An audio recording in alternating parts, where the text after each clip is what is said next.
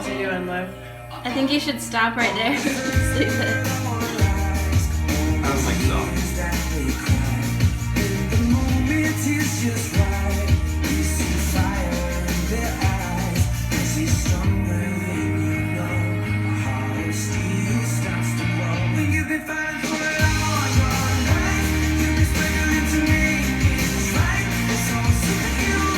Never realized you had such an attractive scalp.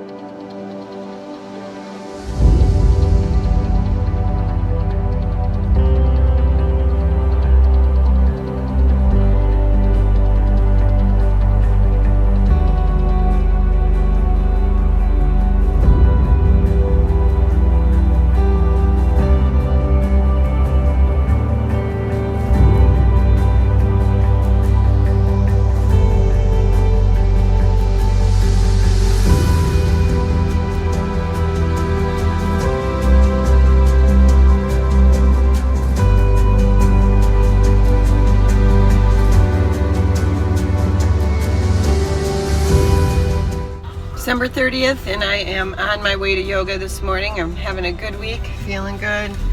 Trying to get as many yogas in this week as I can to move that oxygen through my body. Kill this bitch.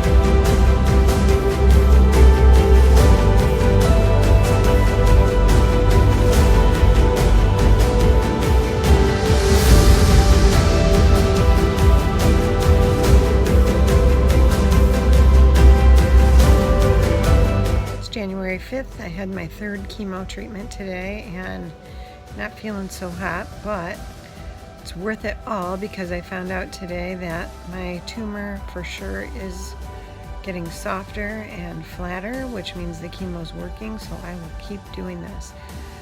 We're gonna beat this thing. Well, I'm 38 today. Happy birthday to me. We got a snow day today, which means it was a perfect day. Looking forward to next year when I will have my 49th birthday and I will be cancer free.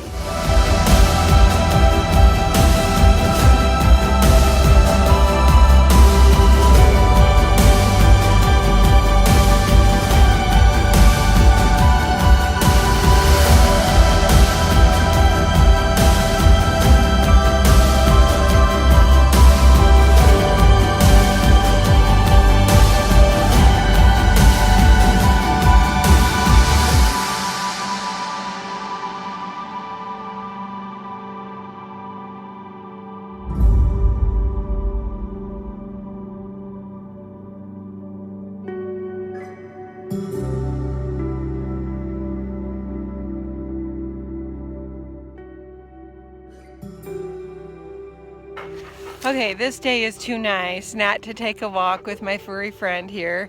I do not feel well, but the sunshine and the fresh air is doing me so much good. So thankful for this day.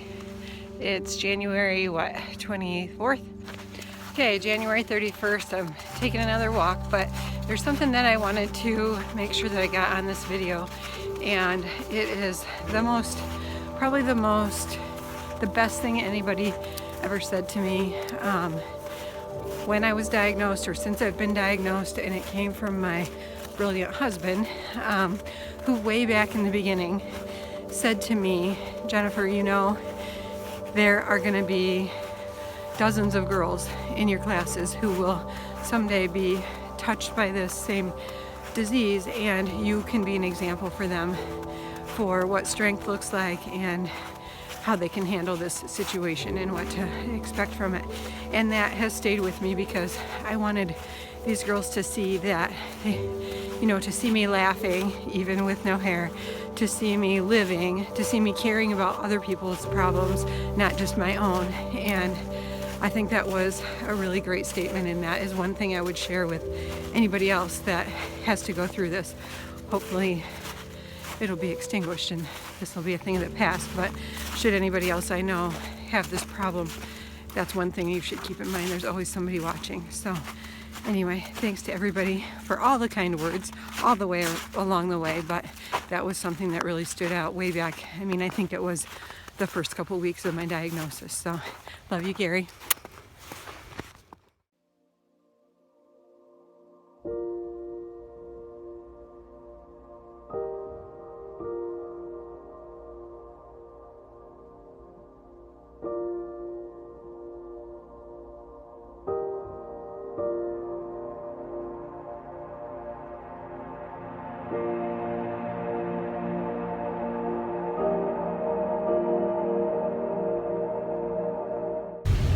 Okay, so today is February 10th, and we had a snow day this morning, thank you God. And yesterday was my first carboplatin Taxol combo treatment, and I was pretty apprehensive about that, about the side effects of adding another drug.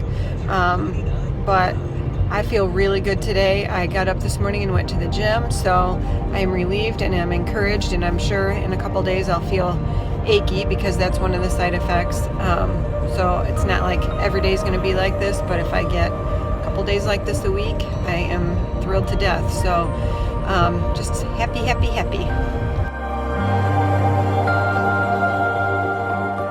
Okay, so now I have to brag on my husband because every other day he goes through this ordeal. He makes sure that we have everything we need for this juice that he makes for me to help balance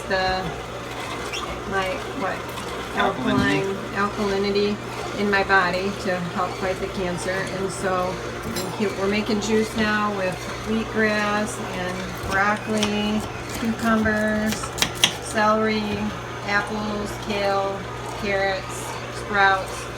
Super healthy, but it's a lot of work, and I appreciate him doing that for me every other day. I love you.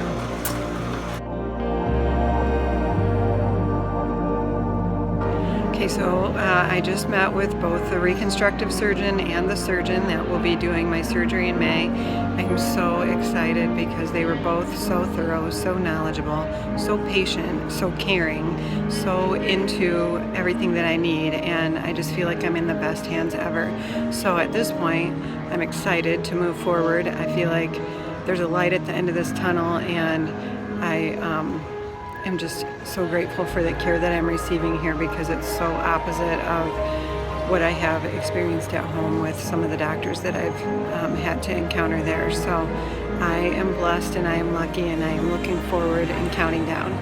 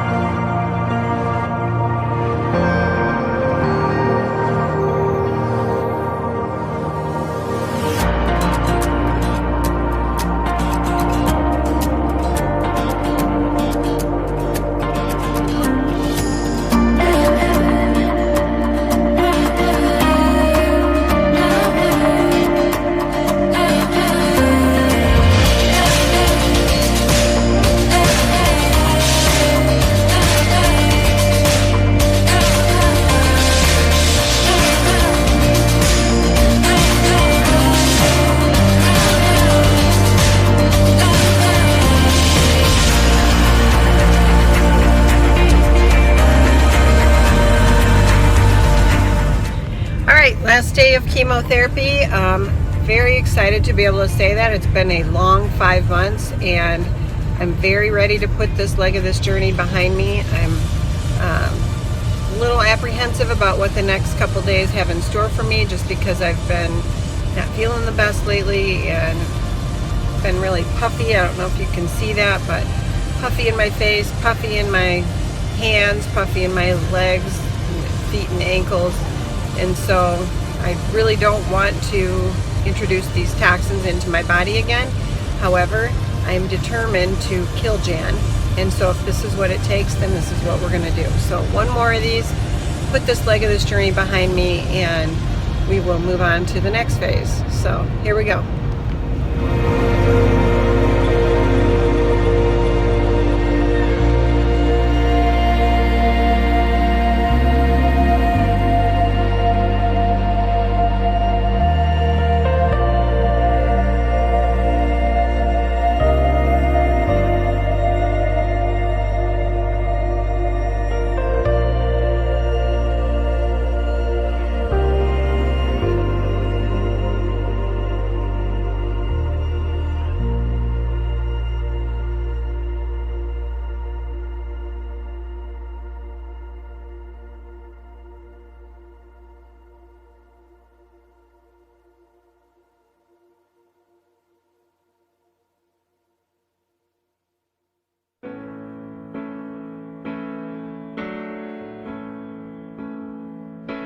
It's like a storm. Okay, so I've learned a few things throughout this cancer ordeal. Today's June 3rd, and one of the big things that I've learned is that I can, and I think probably anybody, when they put their mind to it, can overcome even some of the most dreadful things that you think that you're going to face. And so I learned that I could face a room or even a school full of teenagers, or a restaurant full of adults who probably are more harsh than the teenagers, without hair.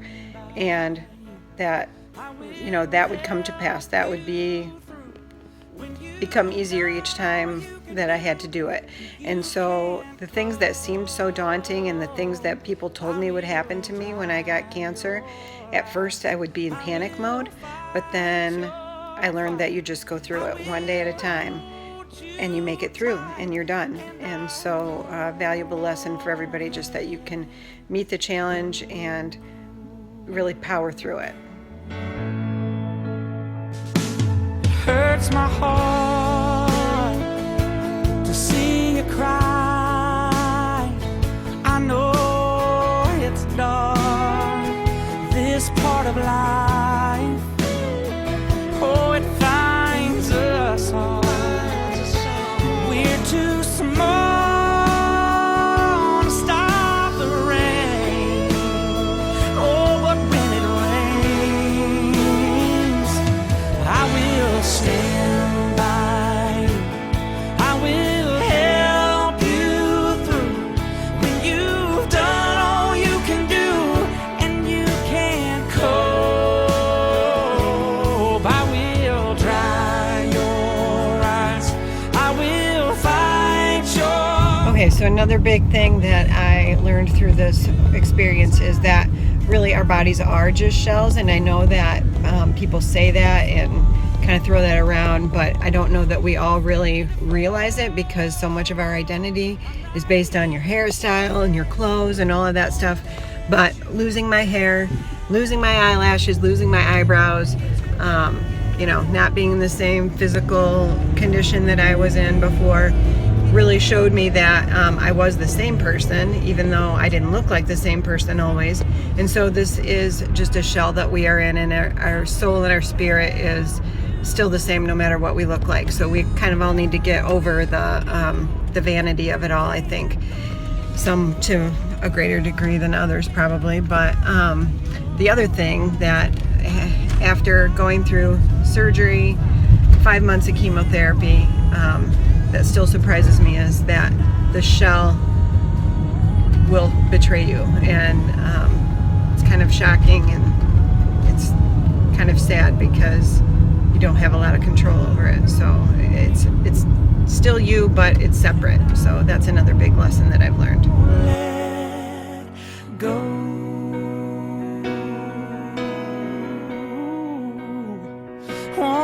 let you go. No, I won't.